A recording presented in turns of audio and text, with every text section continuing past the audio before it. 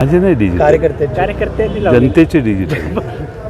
तिथं खाली नाव कुणाचं लिहिलंय का? मी एक बोर्ड बघितला, कुणाचंच नाव नाही. जनतेचा रोष आहे का? त्यामुळं आज एवढं प्रेम या शहरावर त्यांनी व्यक्त जर मागच्या 9 वर्षात केलं असतं तर या शहरात फार चांगलं वातावरण झालं असतं. आता निवडणूक आहे, मतदान आहे, 2 दिवसांनी, 4 दिवसांनी, 15 दिवसांनी, अशी घोषणा करणं हा त्यांचा अधिकार आहे, कारण ते सत्तेत आहेत. पण लोकांना ईश्वरपूरच्या उरण नाव जोडताना किती त्रास झाला आणि उरण नाव अजूनही टेक्निकली जोडलं गेलं नाही. ज्यावेळी पिन कोड उरण ईश्वरपूरचा येईल, उरण ईश्वरपूरचा, त्यावेळी ते खऱ्या अर्थानं जोडलं जाईल.